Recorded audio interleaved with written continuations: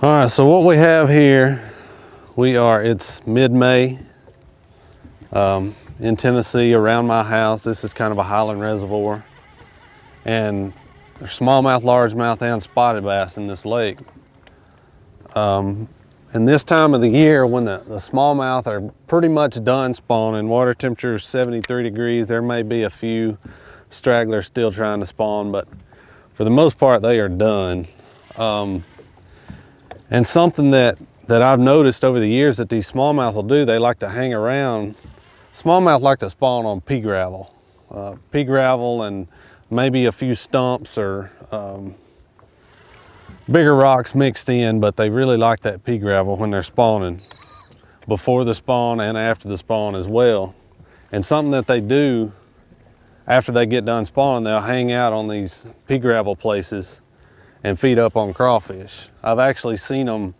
One of the ways you'll know that this particular bite is happening, I'm catching them on a Carolina rig, and we'll talk more about that in a minute, but one of the ways you know that this particular deal is going on is these fish will actually get sores on the corners of their mouths, and they'll get a sore up and under where their dorsal fin is. And what that's from, at least in my opinion, what it's from, is them hanging out and rooting around on these pea gravel, feeding on those crawfish after they get done spawning. And one of the best ways, like I said, one of the best ways to catch them is with a Carolina rig. You can cover a lot more water than you can with, say, a Texas rig or a Ned rig or something like that.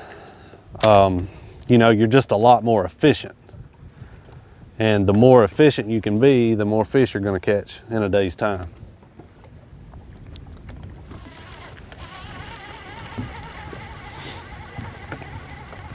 When you're looking for good Carolina rig places this time of year, obviously the first place you want to look is points. Points are always good. Points that come out into the lake that have a little bit of a drop on either side. Those are always high percentage places.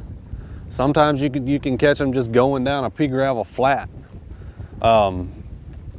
I like places that have a little bit of taper to them. I don't like just real flat places.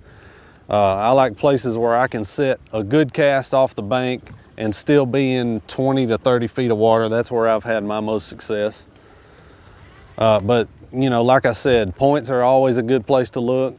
Ends of boat ramps are really good. That's another really good place. I feel like those always hold crawfish this time of year. If you look at a boat ramp at nighttime that has a light on it, you'll normally always see crawfish on that boat ramp. So I think that's why those fish hang around those this time of year. Little turns, and if you know where there's a gravel bank that has some stumps on it, that's probably a 90% sure you're going to catch some fish there. I mean, stumps are always good this time of year.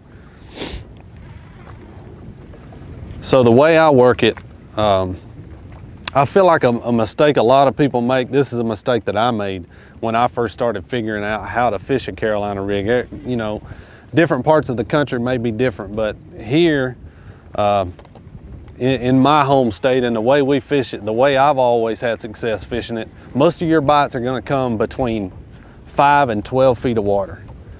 A lot of people think of a Carolina rig, and it does work out deeper, don't get me wrong, but for this particular deal, for this particular pattern, most of your bites are going to come between 5 and 12 feet of water.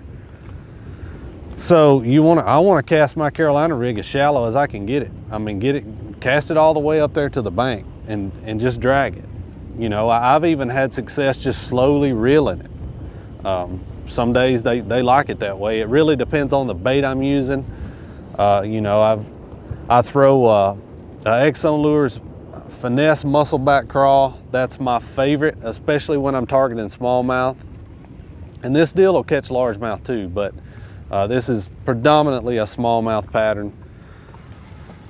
That's what I throw 90% of the time. You know, I've caught them on lizards this way. I've caught them straight tail worms. Exxon True Center Stick wouldn't be a bad choice. I've caught them on that, but I just feel like this is such a crawfish driven pattern. I want to be trying to feed them what they're actually up there trying to feed on.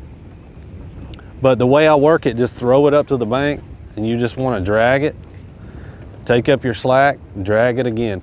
The biggest key with a Carolina rig is keep that weight on the bottom. As long as that weight's on the bottom, you're doing what you're supposed to be doing. And I've had guys ask me, you know, how do you know when you get a bite? Trust me, when a smallmouth bites a Carolina rig, you're gonna know you got a bite, because he may hang around there with it for a second, but eventually he's gonna take off with it and you'll know you got a bite, believe me.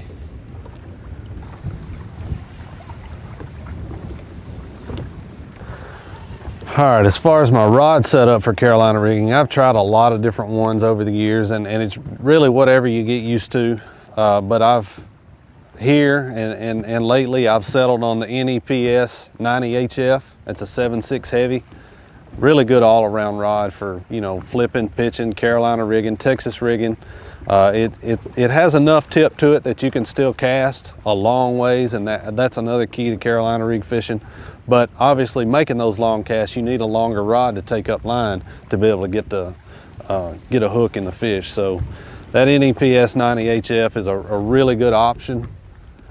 As far as leader length, I keep my leader about 3 feet long. You know, I know buddies that throw 6 and 7 foot leaders, and I've experimented with that, and I'll let you be the judge of that. You can experiment with it. I know guys that throw 1.5 foot leaders and catch them.